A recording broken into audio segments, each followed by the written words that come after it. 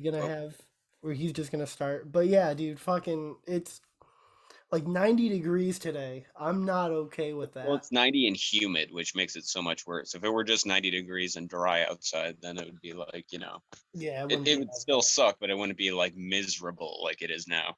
Yeah. Like I had to run errands today, and every time I walked into a store and felt the air conditioning, I'm like, Right. so good. It's fucking crazy too because like when so my apartment is like in like a house that's been like, all disjointed and everything into apartments.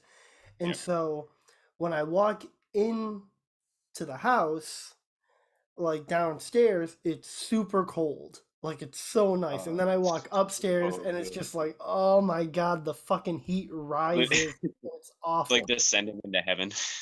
Yeah, well, more like I'm like ascending into hell somehow. I'm like going up to go down. It's fucking awful. uh, I'm so morally confused now. Dude, it sucks. Like, I mean, we're supposed to get a pretty good storm tonight, so Oh I'm yeah. hoping that Well, I mean, whenever we get a storm like that, it's always like fucking. It just swipes it all away. Like if you stand outside, it's like walking into a room with air conditioning. It's so fucking nice. oh yeah, no, it's gonna be. I am just waiting for that good ass thunderstorm to Yeah. fucking wipe away Dude, all this my fucking. cat's gonna be shitting its pants, but like fucking, because my cat wears pants. Yeah, Uh, does your cat not like thunderstorms? oh, does not like vacuum cleaners or storms, as it turns out. You Or should the fucking, or the garbage truck going by 6:30 in the morning. Corey, what the fuck is that? Corey, wake up! Yo. I can Hey, talk to. hey guys. Welcome to the Hey. Film Section podcast, where we also talk about cats shitting their pants. Cats, because cats wear pants. We are recording right now too, just so you know, Chris. I know you were, dude. As soon as it like I just let me wanna in, recording started. I just want to plug my business, catpants.org. Catpants.org. It's like kitten mittens. Check out my Shopify. Dude, I saw this one. Dude, the front page is just me holding a cat and smiling like. Dude, I saw this like I think it was like a TikTok or something where this person like took like all like the hair that like their cat was shedding, right, and made these little like Nike like flip flops for him. It's the coolest fucking thing. I was like, yo, I need to do that for selfie. Oh my god.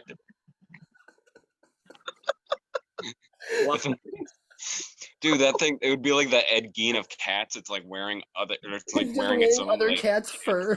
Gonna make like a little like fur mask for it. Like, oh dude, just make like a little its litter box has lampshades made out of other cat. Oh man, yo, got our fucking ass kicked at work today, man. Holy shit, dude! How do you do today in that fucking heat? Dude, I couldn't even walk outside, dude. It was fucking terrible. I'm not gonna lie, bro. I'm literally sweating. Outside there, outside was death. Inside was okay. I'm sure they probably try to keep that's good. as cool as possible. You want to know what it is? It's not Denny's fucking kitchen, who are like too cheap to get anything fixed there. Yeah, fuck Denny's. Oh, fuck America's Diner. No, hey, fuck America right in its diner. Yo, fuck America right in the diner. Yo, anyways. Okay, sorry. Yes. Sorry. One more joke. It'd be hilarious if he were. One more joke. It'd be hilarious if he responded, "Hey, it's 9 p.m. somewhere." Sorry. Oh I had to throw that last joke. I hope someone steps on his glasses. Okay. How fucking big of a tangent can 3 people possibly go? I don't know. This went from cats. Oh my god. We could have a whole podcast about these tangents. Random. This is called like a random shit. Yeah. But I love my job now, so I'm okay. Our actual topic today is studios. Yes. Yeah. So I guess we could talk about that. Changing subjects. Yeah. I guess we could talk about that. No biggie. We could. Who wants to go first?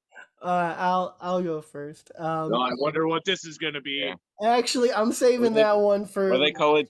B36? because I'm gonna have way too much to say about what we all know I want to talk about. But the first studio I do want to talk about is Leica. Oh Um, shit! who Leica, for anyone that doesn't know, Yeah, like me. Yes. Leica is the studio Like a that you. produced Coraline, Paranorman, Okay. Kubo and the Two Strings. A lot of the stop motion. Leica is a stop motion studio, um, and I think they make. I mean, they haven't really made anything recently, but like they've made some of just the coolest looking movies. Like again, with like Coraline and Paranorman is my favorite movie. Yo, Oh, Like Norman's yes. awesome. I like Paranorman a lot. Hell yeah, yeah, dude. Great. Paranorman's awesome, and I think it's really crazy for a studio to be 100% stop motion. Like I don't think they do any other like I don't think they go into any other medium. Um and so e- like I just think they're awesome, and I mean just the amount of work that goes into stop motion, the amount of work that It's like painstaking. it's so painstaking. Like a couple of years ago when I lived in Washington, I would make like little stop motion videos, and literally like a 52-second clip took me like 2 hours to make. Yeah. It's Yeah. Oh yeah. so Because painful. it's just like move the arm, move the arm, Well, move the arm, move the Hmm. arm, take the shot, move the well, arm, can you? like shit like that. Well, Yeah. Painstaking. well, I mean, isn't that great though? That in this day and age, in 2022, there's still like a studio pumping stuff like that out. Oh Oh yeah. Because yeah, could you imagine, especially because like, at the end of like the heyday of stop motion, and then you see a movie like The Thing, or you know what I mean, like something with like modern practical effects for the mid to early like 80s. yeah. Like seeing that, Yeah. you would probably be like, if you were a stop motion fan, you'd probably be like, "Fuck!" Like, it's probably gonna be extinct I mean soon. like But when no, you that's watch awesome. That's still doing that. what like Evil Dead 2 has a lot of stop motion in it. Yep. Yeah. Um Yeah. and Absolutely. so Well, it's like the Evil Dead one has the very yeah. first one has. Oh yeah. Like so it's like just I mean thinking about even just in like Evil Dead where it's only a couple little clips, how much time they probably spent on that. Imagine now a 90-minute, hour 40-minute movie, all stop motion, and it has to be and not even like stop motion is such a meticulous process where it's like it's not just like move the arm take a picture, move the arm take a picture. It's also like you have to make sure that the motion is smooth, you have to make sure that everything in the background is like correlating with what's going on. So like if you have wind, like Kubo and the Two Strings is an incredible movie. For anyone that hasn't seen it, I really suggest that you go watch it because it is a beautiful movie.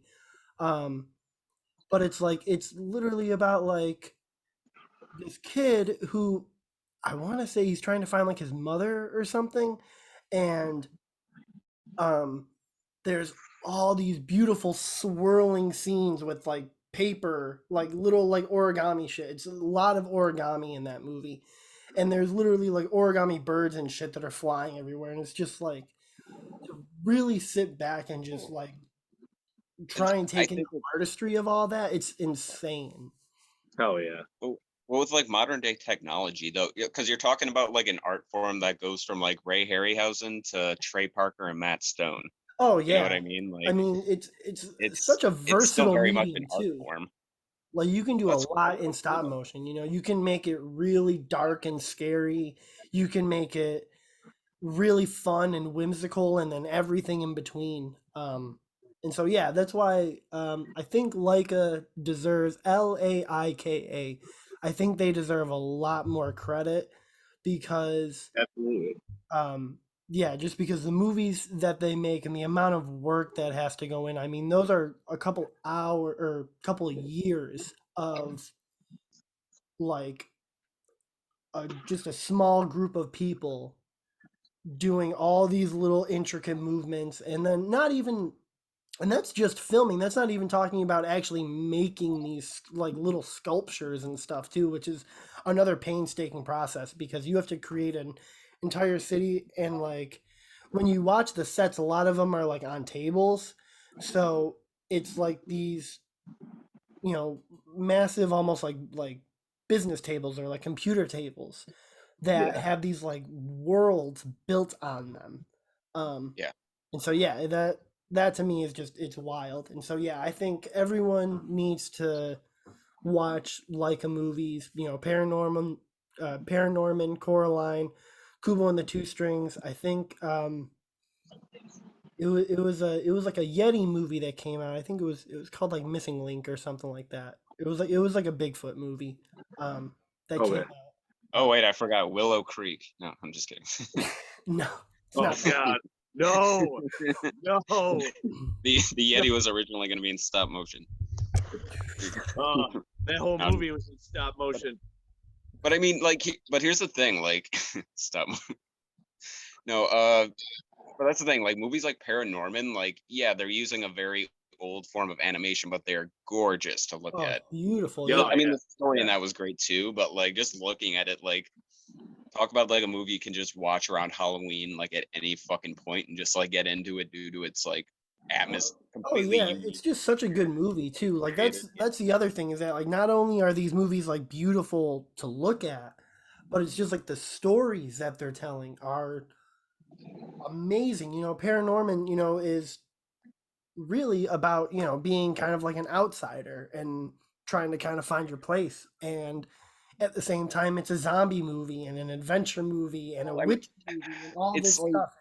and It it is really definitely like the borders that perfect line too comedy. between like family flick and like really dark. Like I think it's as dark as like any Tim Burton movie. I mean, they talk about a Oh yeah, child being murdered by a fucking I tell. religious sect. Like, Yeah. you know what I mean?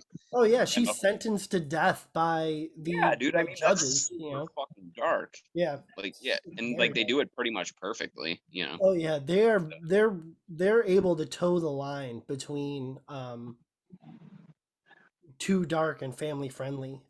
they remind it like Paranorman remind me of like a Fred Decker movie from the '80s almost. If that Yeah, makes like you know what I mean? Like it had like it knew Fred Decker's like that dad in horror movies that knows when to shield the kids away from something too graphic, but Yeah, he's still show them like somebody getting like blown up or like fucking like shot or something. yeah.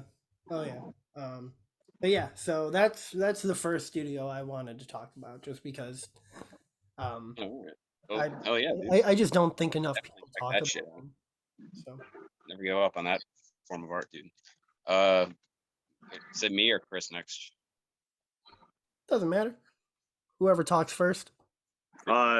I mean, I don't know if I'm necessarily going to be talking about any movie studios, but I will talk about some studios that put out great Blu-rays and 4Ks.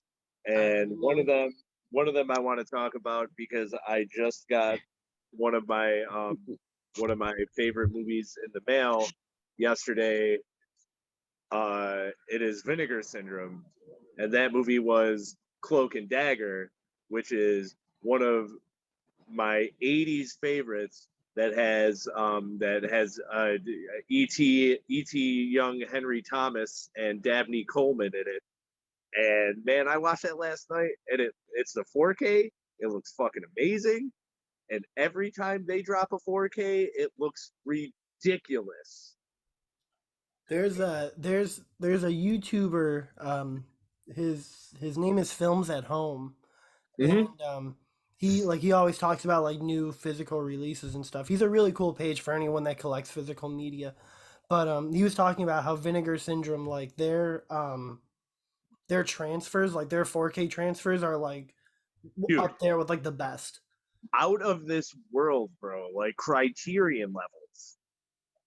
Like all that really, I mean, even their Blu-rays, like they they take some movies that most people don't even care if it's on Blu-ray and make that shit look spectacular. Mhm. And they're very like it's now because they have like partner labels, they have labels that they partner with and stuff to sell their stuff. So Yeah. they're very like across the board. Like gotta say like 3 4 times a year they get a pretty a well-known title. They'll either release the Blu-ray if it's probably never been on Blu-ray, or they'll drop a 4K. um one of them was Rad, which is another 80s movie. Like, I guess if you were a kid from the 80s, like you wanted, I Are we fucking talking love it. about the Josh Brolin skateboarding movie Rad or No, that's Thrashing. Thrashing? Oh my god. Mission Rad. Rad? Sorry, I mixed up Rad? I mixed up my surfer Thrashing? dude term from fucking Thrashing? 1983. Thrashing was skateboarding. Rad was BMX. Oh, Oh, okay. Yeah, okay. yeah. Rad, I I think mean, I've if seen you're an 80s Thrashing. kid, you absolutely know Rad. But if you don't, it's a BMX movie. It's kind of like, you know, your typical 80s like gang of ragtag kids who do BMX competitions versus like it's kind of like that episode of South Park, like meet you at the top of the mountain, Marsh the Darsh. Dude, I wish all the skaters and BMX kids in my high school had rivaling factions, so I can, Yeah, root for a right. side. Dude, we So did. they, Have you ever gone to Extreme Wheels in on Hurdle? Oh, I remember on Hurdle. Yeah, dude, Yeah. skateboarders and BMXers fucking hated each other. The only thing the two of us hated did because they I have like was a skateboarder. competitions? What? Yeah. Did they have like No, it underground wasn't like competitions? Like competitions, but it was like everybody it was a meet at skate the park. fucking docks. No, like it was like a skate park, but it was like the skateboarders did not like the BMXers. And the only people that we like skateboarders and BMXers hated more than each other was fucking people on scooters. Holy shit, that's hilarious. Dude, people on scooters that go to skate parks need to just get gone. Well, dude, here's the thing. Like when I was in high school, the skaters were like, I went to high school in Albany, and like usually when you think of skaters, it's like, oh, like the I was like a skater. freaking kids. But dude, like, you know what I mean though? Like there's that, but like all the kids, they were like still popular, and their families like were Oh still yeah. like really well off. So I just remember like they would all meet at this tennis court to skate, and like this one dude like fell down. He was like really like fucking popular, and he was like pretending to be hurt. And like this dude who like sold everyone weed was just hanging out there smoking a cigarette. He's like, "Get up, you fucking pussy! You're not fucking hurt." He's like he's making like everybody laugh on the side while this kid's like sitting there going like, "Oh." So yeah, so like a release like that, or they did Tammy and the T-Rex, if anyone's ever heard of that, which is also just a very fun movie. I'm not calling it. It's dude, talk about fun. a movie. Tammy and the T-Rex, talk about a movie that like the uncut version or the director's cut version and the release version make a world of difference. Oh yeah, and so they do stuff like that. They recently did a Madman 4K. It's like it's kind of a cult slasher in the last 10 to 12 years. And then it's across the spectrum because now they have an offshoot label called VSA, which is Vinegar Syndrome Archive. Which pretty much specializes in direct to HBO Friday night action flicks, dude. And man, I got some Billy Blanks on the shelf now. Like, I fucking love this company because they'll just shot on video, like crazy shit.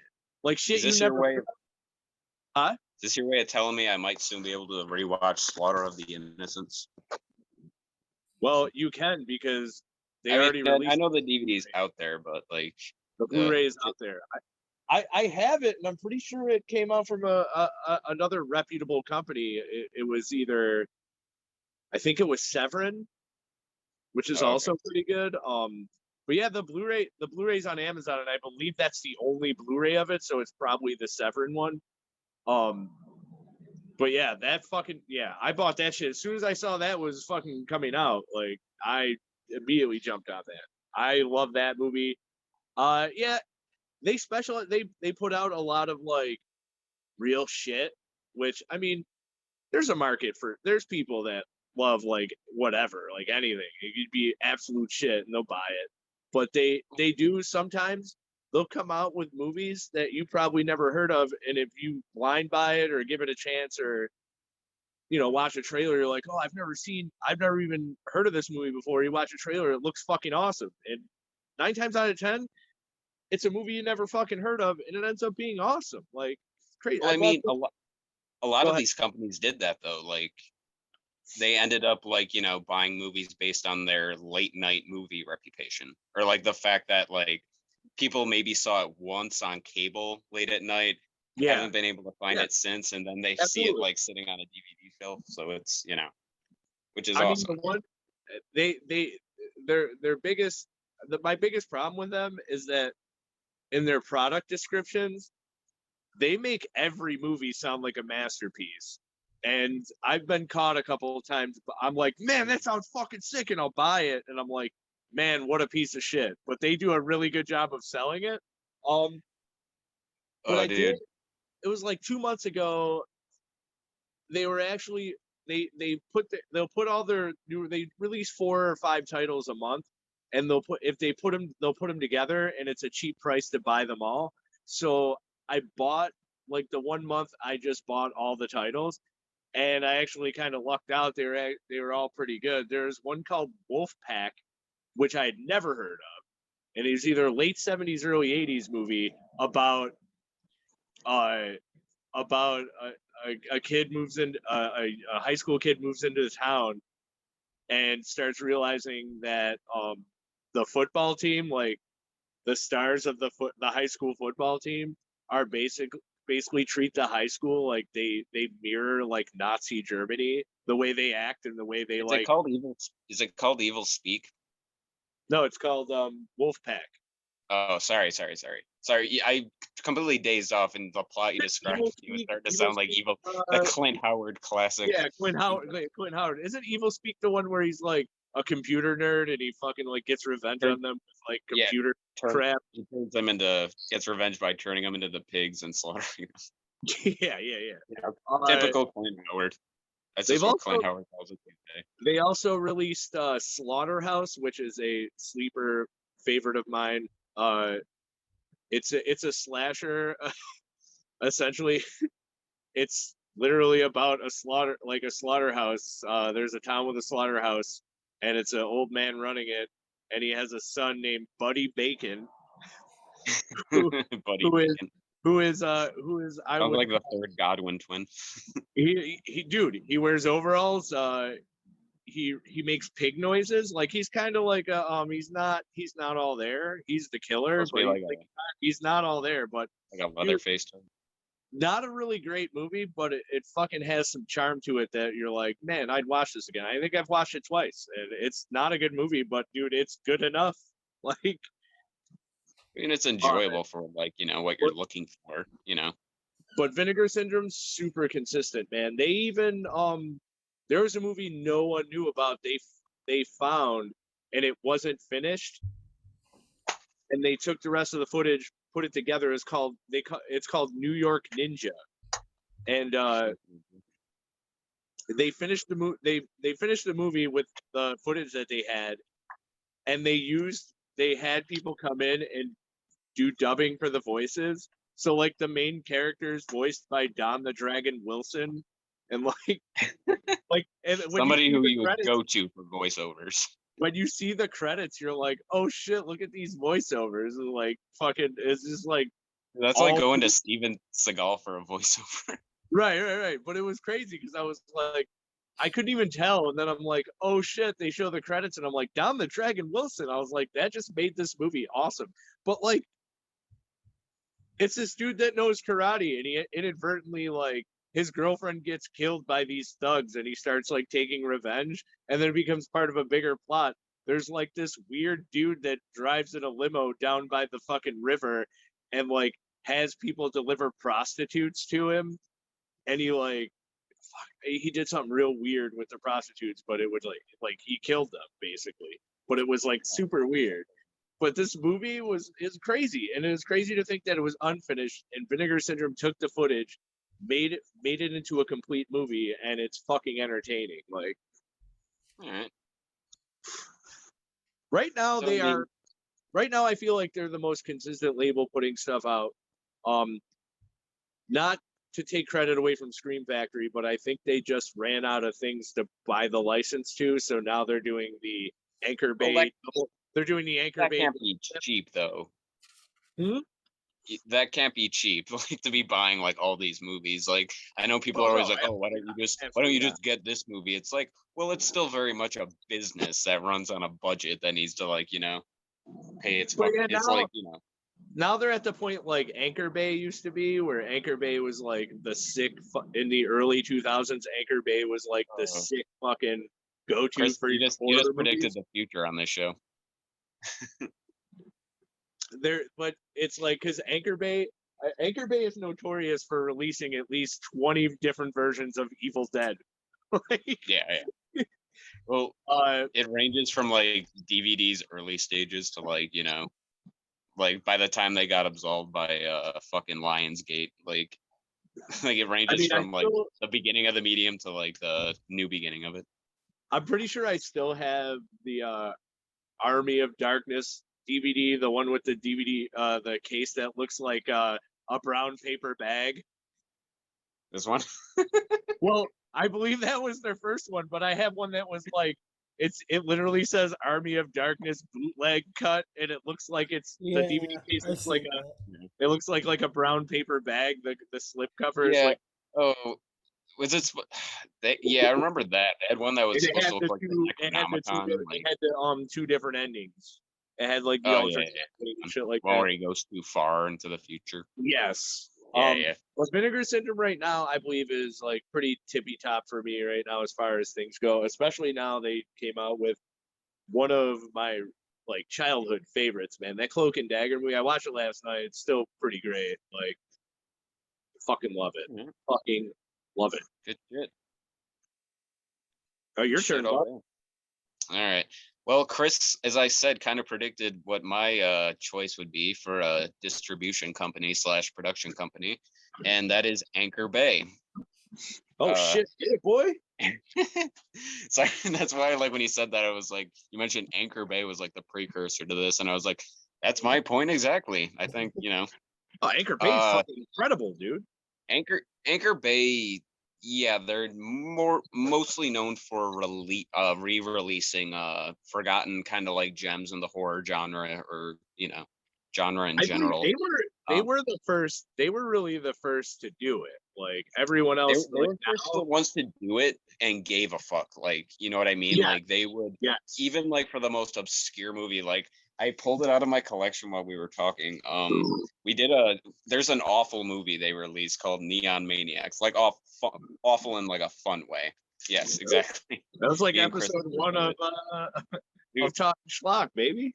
Talking Schlock, man. But no, dude, this is somebody wrote an essay about the movie. Like, this is how long it is. Like when you open up the booklet. This was before Blu-ray and everything. Yeah. This shows how much, but like that just shows how much this company loves the movies that they re-released, and they re-released some gems and like amazing packages. Like Anchor Bay also did Donnie Darko, the DVD of Donnie Darko. Yep. Did they produce it, or did they just do like release? They just distributed it for like physical copies. I mean, at the time, dude, that was the best. That was probably the best you were getting for that movie at that time. Oh yeah, because it was also the director's cut. I think at that time they were also like one of the only companies that were actually doing the director's cut of. Yeah, Anchor Bay gave a shit, man. So I mean, if you liked that movie and you saw that they were coming out with it, you were excited. You know what I mean? And they did a shit ton of like special features and stuff on their DVDs too. They kind of like beat everybody to the punch with that. I mean, and you're talking about like almost 20 years ago with a lot of these movies. I mean, in terms of like re-release. So like the fact that they went like this hard and heavy to find all these extra features, to find like these interviews, to get these commentaries, to like, you know, and every single one of them has like a, you know, essay written about it, like in its booklet. You guys remember when DVDs were just when DVDs first came out? It was just the special features were trailers and deleted scenes. That was it. and once in a blue moon, you might get the director's commentary. Yeah. Yep. It's crazy how far it's come, man. I mean, not just going from DVD to Blu-ray to 4K. But like the way they present a disc to you with interviews and documentaries and all that, like that wasn't a thing in the early days at all. Yo, do you remember when like director's commentary became like a new thing, and like how awkward directors would be, like, you know, all right, so hello, I think I'm supposed to talk. This is my movie. It was always so like Did you? I think the best director's commentary ever is Joel Schumacher's Batman and Robin commentary Oh because boy. it's literally Oh, 2 hours of him just oh, going, you "I'm wouldn't sorry, believe how guys. big of a I'm sorry." diva Val Kilmer was. No, no, it's not even that. It's literally Joel Schumacher for 2 hours just going like, "Yeah, I'm sorry. I made a shitty movie. I'm really sorry." That's awesome, dude. It's literally all the commentary is just Schumacher being like, "I'm really sorry." He's like, fuck, I watched it back. I'm really Yeah, sorry, dude. guys. You know, I feel I feel bad for yelling at who the fuck is the guy that played Robin in those movies? Chris Chris O'Donnell. Chris O'Donnell, yeah. Potato I Head. guess Chris O'Donnell like on set once was like, doesn't this all seem kind of stupid to you? And he was like, it's like, Chris, it's a fucking superhero movie. Like that's a Yeah, Anchor Bay. that's our Anchor joke. Bay was honestly for me. Anchor Bay was the first company. Like, I don't think I would have seen things like any of those Dario Argento movies or those Yeah. Italian zombie movies without Anchor that- Bay. Like, Well, that's something I wanted to bring up.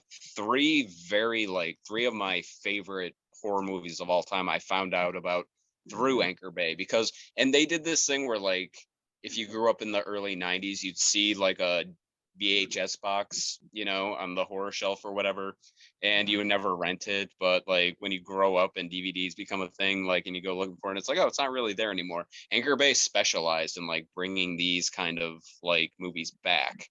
And one of them, like you said, Italian movies, Demoni or Demons here in the States, parts 1 and 2, I found through Anchor Bay. They're two of my favorite Italian horror films of all fucking time. I love those movies, would not have found out about them through that, or unless that. Another one was a movie called Near Dark. It's kind of like, oh, it, this is just my my Synapse Steelbook. oh, you're, All right. Corey, I don't mean to One make second. you. Hold on one second. We what? gotta end this, and then we're gonna start it right back up. Okay. All right. Okay. Holy fuck! It's so goddamn hot. Corey, I wasn't trying to show you up. It's just the copy that I have.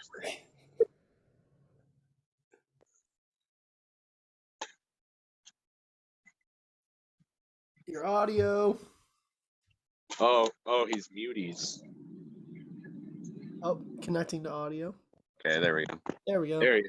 Yeah, Corey, I wasn't trying to show you I up. clicked the thing I had. 3 times. Well, Chris, I don't mean to brag, but I also have the 2003 version of the Dario Argento's collection DVD, Anchor Bay collection of. I mean, dude, fucking sick. Dude, like, yeah, I mean, beautiful and disgusting. It's, dude, here's the thing. Like when I watched that movie, The Sadness, I kind of got like a few vibes off that too. Like, you know what I mean? Like it's kind of a similar like zombie or whatever movie. But Sure. The other movie I wanted to mention though from Anchor Bay that I discovered through them was Near Dark. Fucking one of my favorite fucking vampire movies of all time. It's very much like an odd mix of like The Devil's Rejects and like The Lost Boys in a weird kind of way, because like you're following around a group of people that like in some scenes you're almost are people, they're vampires, but they very much act like trashy Rob Zombie-esque people. But you're following them up. There's nothing like that. There's nothing like that bar scene in that movie. That Bill Paxton delivers the sickest monologue in film history in that bar. Bill Paxton goes around joyously slaughtering the bar. And he dances on it like fucking Danhausen. And he's like fucking all the while talking shit to like everybody as he's doing it. There's a scene where he's trying to teach the young kid that's come into their ended up with their crew by circumstance because he ended up hooking up with the youngest female member of their vampire crew. But Bill Paxton goes there and immediately starts fucking with this like big ass biker, and like oh my god, watching it for the first time, I was like, what the fuck is he doing? He's like spitting in the guy's face and telling him to pay for his drink. It's an amazing vampire movie. Way ahead of its time. Oh yeah. They released one that came out like 12 or 13 years ago called Jack Brooks Monster Slayer, which Oh was yeah, like, I mean, it was like a silly movie, but like it was a fun movie, like very much. especially like since it was originally, and probably their three most famous ones that they actually released themselves were a slasher movie called Malevolence. Uh, there was one, well, probably their most famous one called Hatchet. Uh, That's what it you is. know, Yeah, because I own Hatchet, and so I was like, I knew, I know that I have a couple Anchor Bay releases besides they Donnie they're Darko. their bad outweighs their good by a lot when it comes to their original releases, but Yeah, the last one is Behind the Mask: The Rise of Leslie Vernon, which is a fucking awesome, like one of a kind kind of horror movie. Slash like, yeah, it's kind of 50-50 on the comedy, but still like another movie that I think is it's such way a ahead good of its time. premise though. It's like dude. Yeah, yeah. just the idea for that The, movie where the like dude just Freddy, reminded me Jason, so much of, Leatherface are all real people in like in the world, and Leslie yeah. Vernon is just trying to be like the new slasher. Yeah, That movie's he's trying wild. to like take the throne, especially. Hmm. I Yeah. Yeah, fucking love that movie, dude. It was so different for the time, and I don't know, it was great. Hmm. It it oh was yeah. totally different from anything anyone did. It was awesome. Yeah. The dude was awesome too. Like the lead guy, I always forget his name, but he looks almost like spot on, like either Joel McHale or Jim Carrey. And he Yeah, has that kind of, he brings that kind of energy to the role because he's really funny and he's Hmm. really like, but at the same time has like a really like dark, sinister side where you can see like, okay, yeah, he actually is trying to, be a legendary serial killer. Yeah. So sparking up. yeah, that's me on Anchor Bay. Love that. I mean, essentially what got me into not just horror movies but like cinema in general. I love that studio. Sparking up my $10 pre-roll that I bought from Dwayne. Oh yeah. Watch- gonna He turn was into like, one of the infected on over the yeah, span of the podcast. yeah, yeah. Hey This Chris, is how you doing?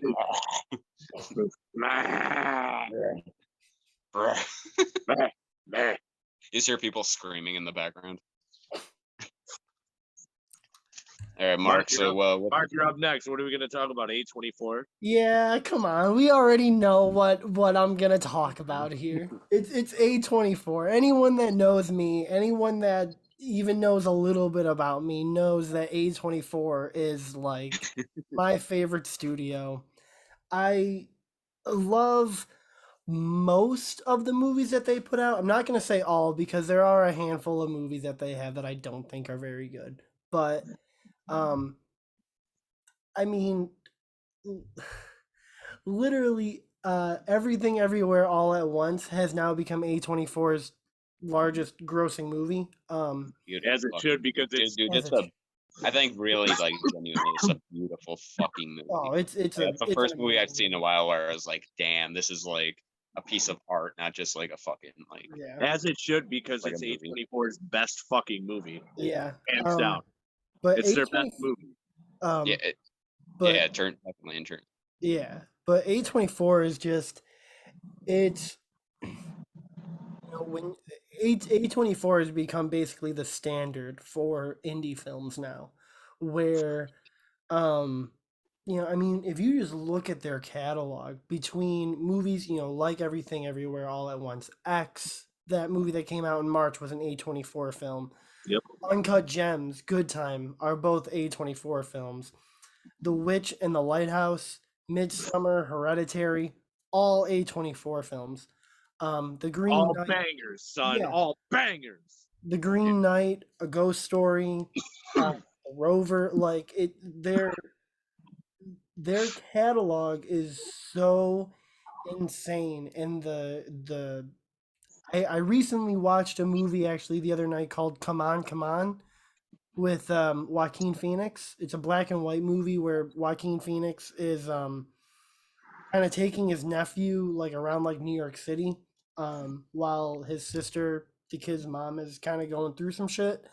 And it's a beautiful movie, and I think that A24 is so great for storytellers and for filmmakers that have these ideas that, you know, a Warner Brothers or a Disney or anything like that, Lionsgate, like really wouldn't pick up. Like they wouldn't take the risk. Um, Right. you know, because Well, a lot of I these I, movies I are wanted to things.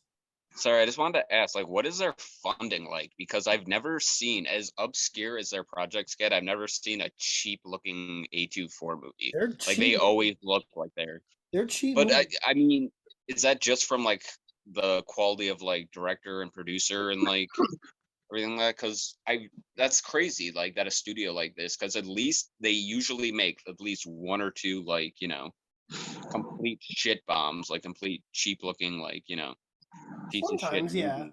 but like But like there's no bad looking A24 movies. no, and I think that, you know, I mean, I think that goes to the filmmakers, and I think that goes to A24, and for a lot of movies, for a lot of people kind of mistake the fact that A24 is a distribution company first and is a production studio kind of second. Like they've really only produced like two or three movies.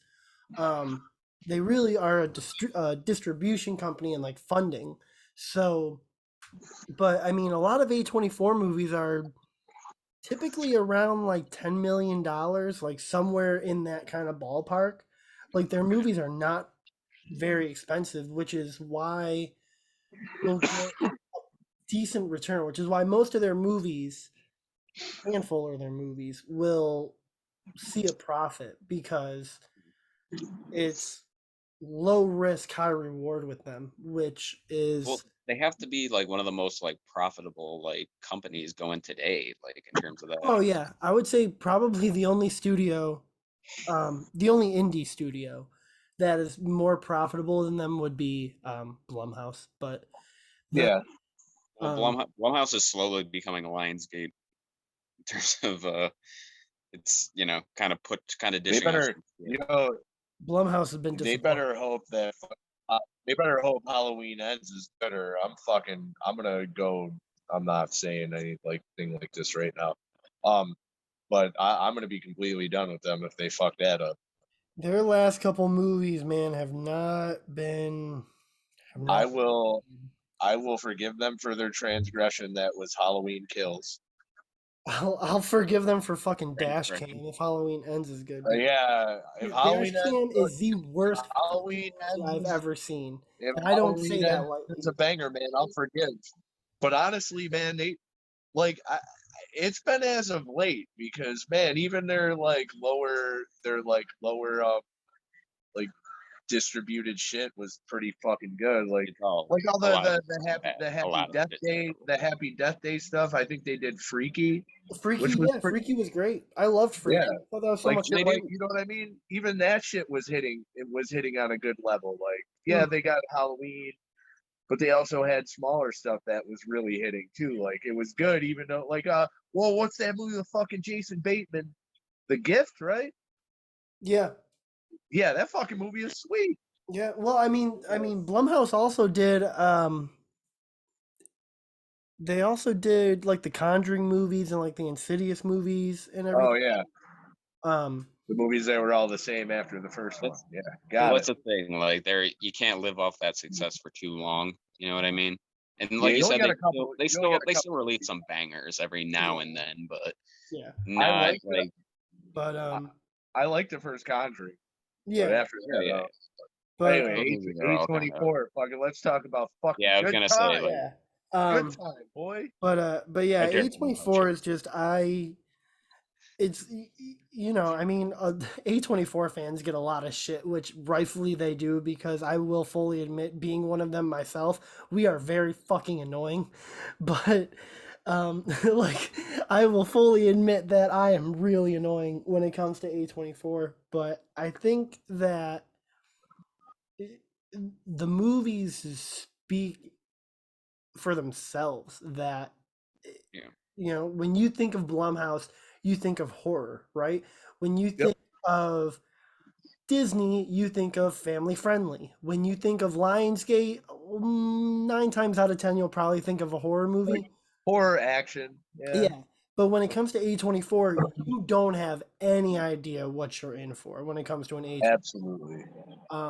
It can be an esoteric horror movie. It can be a weird, trippy, amazing movie like Everything Everywhere All at Once, or it could be a weird Yeah. medieval movie like The Green Knight. Or an intense thriller, like on a different level, Yeah, dude. you Like, know, you know what I mean? Like fucking when they do thrillers, they do uncut fucking gems. thrillers. They uncut can go. gems. They can Yeah. go from Hereditary, and then they'll put something out like Uncut Gems, bro. Like, Well, it's crazy. Yeah. well, like I was gonna ask, what did you guys think of Green Room? Green Room. That is another A24 movie. And that's a great movie. Fantastic. What do You I guys- think of this? Well, Fucking here's the thing, like fantastic. I like that movie a lot. It's I don't know if it's because, like you said, like Everything Everywhere All at Once, probably my favorite A24 movie now, just still fresh in my mind. But Green Room kind of spoke to me a little bit because all the characters in that movie seemed like genuine kids you would see at a punk show in 2010 or whatever. Like, you know what I mean? Well, Like, I know it came out years after that, that's but the thing with A24 is the stories are so character focused. So these yeah. people and these characters feel so real and so like on some level you can kind of connect with them, regardless of how off the wall kind of batshit crazy some of these movies go. Oh yeah. Um, Oh, there's something that's very just like all the movies are very beautiful. Like, oh yeah, yeah. even Even their Lamb. grittiest movie is still like, Oh you yeah, know, has like a beauty to it. So yeah, and I mean even like a movie like Lamb, which is literally just like 90 minutes of what is still a beautiful movie. crazy. Yeah. Um, Uh, but yeah, that's A24. I mean I could probably A24, do a whole thing on them. I'll probably make a video myself yeah, dude. just on why Love A24 A24. They is. released probably one of the best slasher movies of the last decade this Which year one? too. X. Oh yeah, X. I mean X was amazing. Like I think I loved. Dude, did you Mark? Did you buy it yet? No, I'm waiting for the 4K release. Yeah, I saw the Blu-ray and I didn't see the 4K. I didn't know what the situation was with that, but I was like, well, if they have a 4K, I'm definitely not buying the Blu-ray. Yeah, like I want to get the Blu-ray, but I think I saw it. I don't remember if it was on Dawn of the Discs or something else was talking about how X. I think it's going to be later this summer. Is X Okay. is supposed to get a 4K release probably when Pearl comes into theaters because that's Yeah. supposed to be like the prequel to X. So I wouldn't be surprised if they probably do like a once Pearl comes into theaters, a 4K release of X comes out. Hell yeah. But yeah, because I want to see because I mean X and I mean X and House of the Devil are definitely my favorite Ty West movies. But X, I would say the same thing. yeah. I yeah, mean, yeah. X was just Definitely is two best in quality. Like for me, it's kind of still House of the Devil. I think is still kind of his, his Oh yeah, best. that's But my one and two. wait, what? I said Yeah, that's like my one by and like two. a very small margin though. Like because I think that movie at this point is kind of a classic. Yeah, House I of mean, the I would Devil Like, probably, is for me, I would top. probably put X just a little bit above House of the Devil, but that's Yeah. just my own Hang this personal up right preference. now. Hang this up right now. Hang this up right now. We're done. It's just my personal preference. I still love the House of the Devil. We did a whole like old episode on people House of the fuck. Devil. I like old people fucking. Yeah, dude. Fucking Yeah, Nah, dude, I no, love bro. what is seeing she that old doing? man. Put your clothes back Honestly- on, Grandma. I don't care if honestly, you are hot under all those prosthetics. You put those fucking clothes back on. Honestly, X is Ty West's probably his most beautifully shot film. It also, And I think the reason why I liked X just a little bit more than House of the Devil is because X had this thing where it was balancing kind of like this porno vibe with the Yeah. slasher vibe, and there was also like little hints of comedy, like when like the old man gets like a heart attack from just like the woman like Like, Or dude, like or when like the old woman like shoots the gun and she flies out the door. she goes flying off the porch. Yeah, Yeah, like the it's funny. well, So like it's shit I like think that. Like definitely, like it's a weird movie. Like if somebody's ever like yeah, I don't know, it was kind of weird. It's like yeah, I'm not gonna like defend it in that because it oh definitely yeah, is a weird movie. it's a weird ass But movie. I just loved it because of its tone. Like it has the best like 70s esque like aesthetic to it. All the characters, like you said, like at first I thought they were gonna be like kind of unlikable. They all end up being pretty. You know, by the time they get killed, it's like fuck. I didn't want them to die. Yeah. Oh yeah. Yeah, I didn't want any of those. I didn't really want any of those people to die at all. And usually it's like you get a group of people and you really only want one character not to die because the rest of them are fucking either annoying or just fucking complete pieces of shit. Hmm. Yeah, but they all But end up being. everybody, They're all good. I liked all the characters in this movie for sure. Mhm. Like Kid Cudi was good. Yeah, You know, like I love Chris, the it's like line. What? it's like Cocoon meets the Texas Chainsaw Massacre. Well, see, I said it's basically like Boogie Nights meets Cocoon meets Texas Chainsaw Massacre. Um, pretty good comparison. Yeah. yeah, I mean, but But yeah. yeah, So again, I think that like no other studio would have funded a movie like X.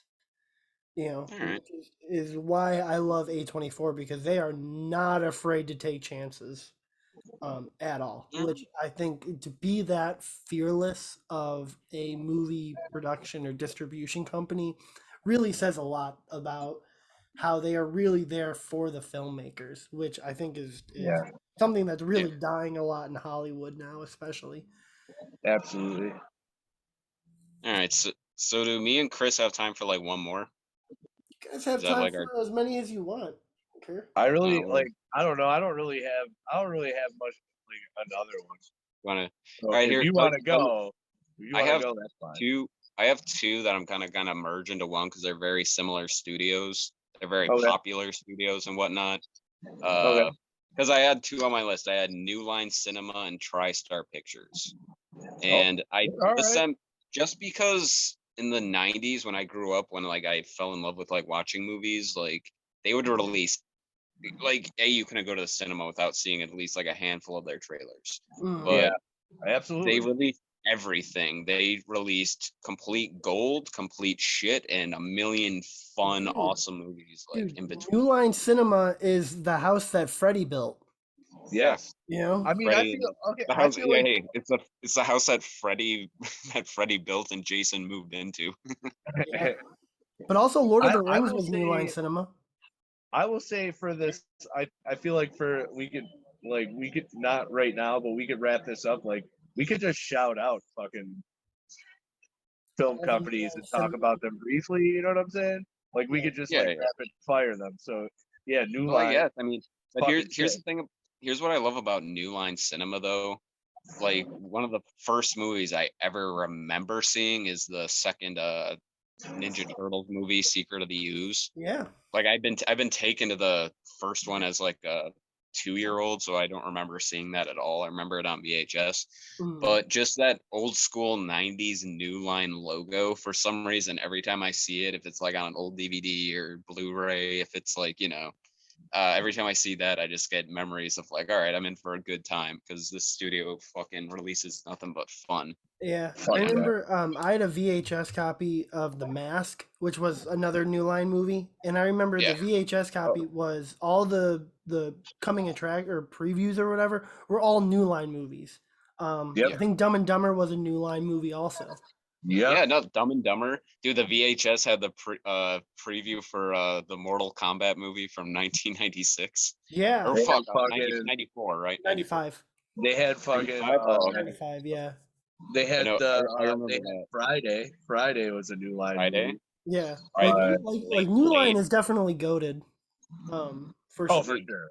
For New sure. Line, but here's the thing: they dish out all these fun stuff, but it also like dish out like the Lord of the Rings movies. And it You know they what I also mean? did it. The They've new it. achieved greatness. Yeah, yeah, yeah. But like the old ones, Seven, they did movies or they released movies like that.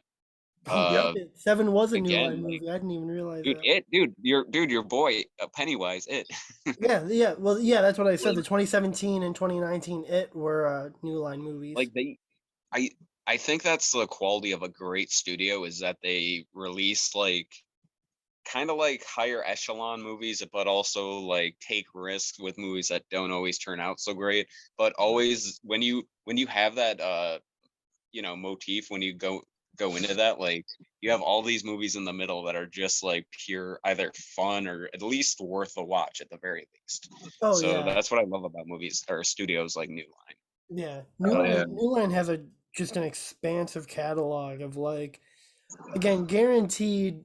There's probably at least 10 movies that New Line has made that are gonna hit your nostalgia in the Oh craziest. yeah, dude, the Final Destination movies too. As shitty as Yeah, some of the sequels are, like yeah. you know, Um, uh, the yeah. Blade movies, Austin, dude, the Oh Austin yeah, Powers dude. movie. Austin Power. Blade, Yeah, New Line dude, is Austin wild. Powers, all that shit. Oh, Fucking and we're forgetting about the all time classic Critters. That one too. oh shit, fuck yeah. Critters 2 was my shit.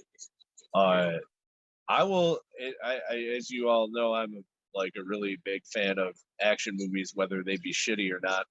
Um, Especially from the 80s and 90s. I'd like to throw a shout out to Canon Films, who released all kinds of cheesy, crazy horror, Yeah. action, all that shit, just rapid fire in the 80s. Canon had like every Chuck Norris movie ever made. They also had Masters of the Universe. They had Cyborg, Texas Chainsaw too. Texas Chainsaw 2. Like they were like horror and action. They had their shit was pretty fucking good, dude. Uh, Man, like and They then were. I mean, so they it impacted people so much that there's like 2 canon documentaries right now. Yeah. Like it's fucking Well, crazy. say what you will about those guys. Like I get trying to make movies on the cheap, but dude, they were always trying to put out shit that they knew the audiences would like react to and like have fun with, which is the whole point of like, They going to the they, movies. Like they did Superman 4. I mean, people reacted to it.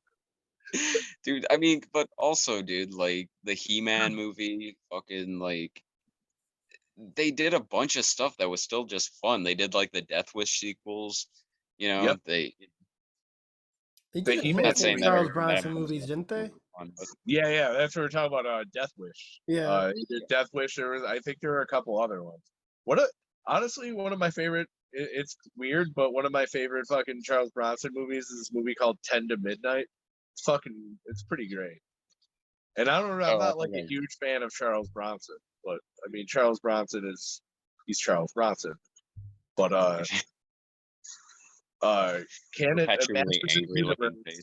Masters of the Universe. Luckily, I was like 6 years old when it came out, so I didn't totally understand what a piece of shit it was because I was like Masters of the Universe is the first thing that I ever remember liking in my life.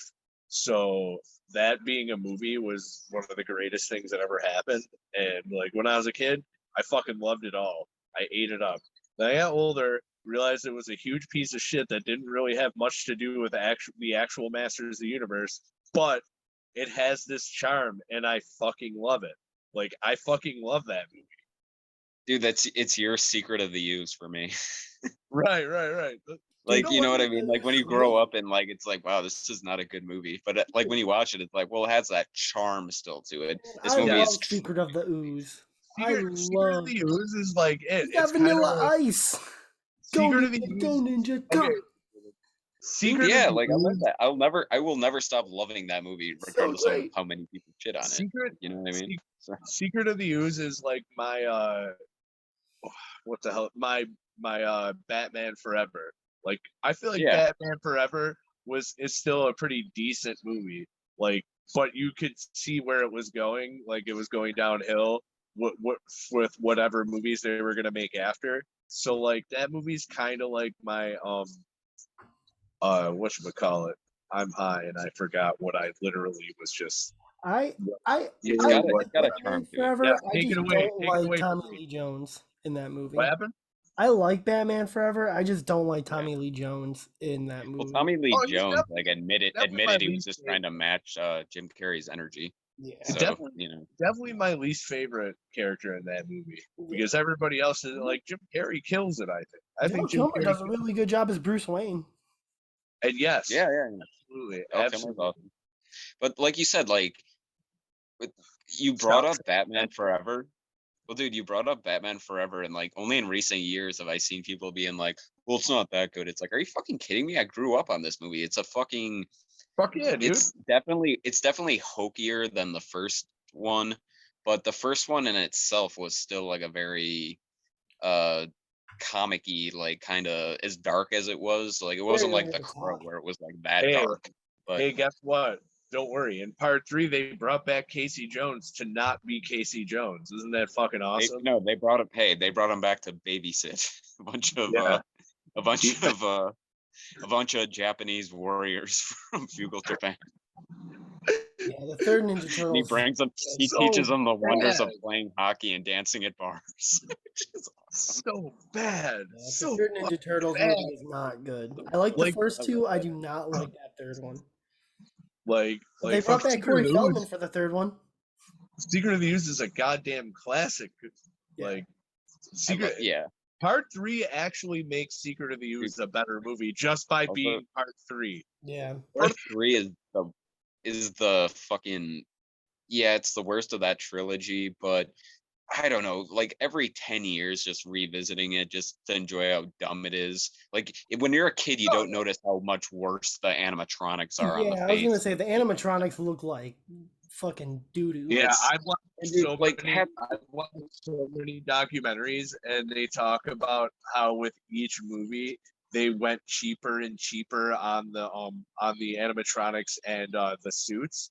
So like by part 3, they just suits look terrible, and there's even still shots. I know you've probably seen it, but there's still shots of you could see the actor through the mouth of the fucking of the Ninja Turtle.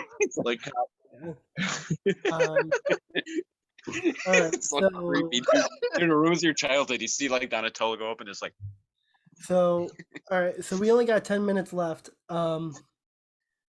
So do you guys have any other studios that you want to talk about? Again, we have 9 minutes and 35 seconds. again, I was gonna mention TriStar just because I think they're all over the place in terms of like what they've released in term like they go from like the whole spectrum. They'll release like a movie like Terminator 2, but they'll also release like Hudson Hawk. You know what I mean? Hitch. TriStar was Hitch also. Yeah. Yep. Well, though, like you know what I mean? Like they I go think all over TriStar the was also spectrum. Baby I Genius. respect that. I respect that about that company. I Like think because they release a lot of really good shit, but they take risks. Baby Genius like is definitely genuine a risk. risks. Yeah, Yeah. TriStar is good. TriStar is again, that's like a very like to me when I think of like TriStar, it feels like early 2000s, late 90s. Like that's what I think of when I think of TriStar. Yeah. Yep. Well, yeah, that's a thing that I liked about them. But when you think about, because I wrote down a bunch of movies. Like they made the original First Blood. They made Total Recall or released it. Sorry, but they also released shit like Cliffhanger and Three Ninjas Strike Did you Back. guys see the First Blood 4K release that's coming out? Oh no. Oh my god, that it looks beautiful. Yeah. Look that up because that I might get that actually because it just looks so good. But I yeah, don't know. They released again. I think I already mentioned it. So I Married an Axe Murderer, which is Mike Myers comedy from I think 93 or 92. yeah, it's But like pre Austin Powers, him kind of getting into that like Austin Powers mode because he plays like 7 I had characters. Well, Yeah. he plays. Well, I was gonna get into that. Like, he plays.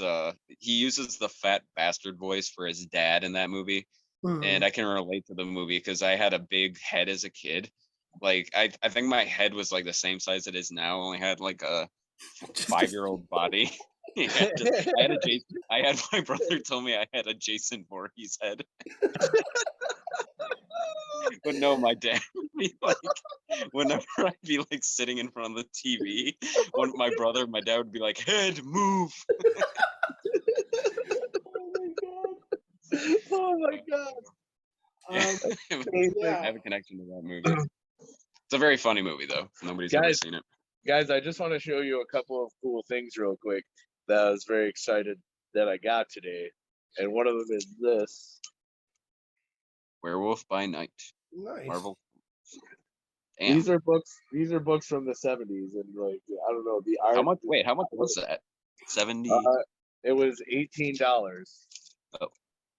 And then I got this is the one right here. That is the one. Yeah. Ghost Rider. It's a fucking original fucking 80s Ghost Rider, number fucking 18 Spider-Man team up. Like these covers, like nobody's ever gonna draw like this again. It's never gonna look like this again. And it's fucking like I used to think it was corny. I used to think this shit looked old and corny when I was a kid, but now like I'm an adult and I get it.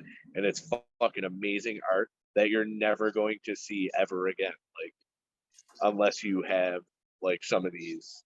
All like, right. Comics are not going to be drawn like that ever again. So it's really. I got this to hang on my wall. Fangoria, Hellraiser. So we have 5 minutes and 45 seconds left. I don't want to go. I don't want to talk too much about it because we're almost out of time. But I do want to say that Scream Factory, for just a distribution, their Blu-rays are amazing. Their artwork that they do for their Blu-rays, their steelbooks are incredible. The Friday the 13th collection that they released last year was just amazing. Scream Factory, Shout Factory, buy their stuff because they put a lot. The Factory brand as a whole is very fucking good. Even like I said some shit about Scream Factory fucking double dipping, but you know what? Now they're doing. They're gonna keep going because now they're making 4Ks. They were strictly Blu-ray for a long ass time, but now they're gonna make fucking now they're making 4Ks, and they're 4Ks of fucking classics, like and like when they could just say they're releasing something, you already know it's going to be good because of fucking Scream Factory. You're like, you're going to get the best features. You're going to get the best quality. You're going to get some awesome ass artwork too. That's what I love probably most is their packaging is just far and away better than anyone else's. Like I will say just the look of their covers is amazing, even better than like Criterion or anything like that. I just love the look, the artwork that they do for their movies. I'm pretty sure they're the first company that they were just putting out that old horror stuff, that they had the reversible slipcovers. So they had somebody do original art for pretty much all their movies, and then if you flip the slipcover, they also put the original like poster art or VHS box art on it, you know, which I find really cool. It's so cool. Like most of if not all of the Blu-rays in the Friday the 13th box set are reversible covers. So but we only have 3 minutes left. So I just want to say Scream Factory. Yeah, I mean, again, like I mentioned Anchor Bay, but I'd hate to, shit or not. I'm not shitting on them, but like basically, there's been a better release by the companies you just named. Through them. But I was just giving them heads up or credit for like that time period. They're one of the around the early 2000s. Like damn, like they fucking knocked that shit out of the park. Oh, yeah, they were one of the pioneers for physical media for sure. Yeah. So. And again, we mentioned a bunch of fun studios that we like that kind of go all over the spectrum. But I think we efficiently shit on Blumhouse, which had to be done at some point here. Don't ever watch Dashcam. I'm gonna do a Will It Be a Classic on Dashcam, and I'm just gonna say to everyone, it's gonna be you just going, no, it is the worst fucking movie I've ever seen. I try, watch it just I because really how much try you my hate it. hardest to say something good about movies. Dash cam is just straight up shit. I would rather watch my cat take a shit than watch dash cam ever again. In fact, I was thinking of watching Dashcam again. Then I just instead watched my cat go take a shit. Yeah, and it That's was how much way I hate more it. entertaining. Oh my god. Man. I'd rather Yeah, watch I'm gonna Amber watch Heard it. take the I'm just stand. gonna watch it just to mess with you. Be like, yeah, I thought it was all right. I think we should end it on the note that Mark would rather watch his cat take a shit than watch dash cam ever. Yes, that's a perfect way to end it. If you're thinking about watching dash cam, watch animals taking a shit instead. I guarantee it's a better experience. Agreed. Agreed. All right. Well, that's this episode, guys. Go watch your cat take a That shit. Yes, I'm gonna go watch my cat take a shit. I know that. My cat's sitting in my lap. I'm just gonna ask her if she needs to take a shit. All right. Until next That's time, the everyone. Shyamalan twist. The cat comes out and just takes his shit right in front of Chris's camera. All right. Bye, everyone. Guys. See you next time.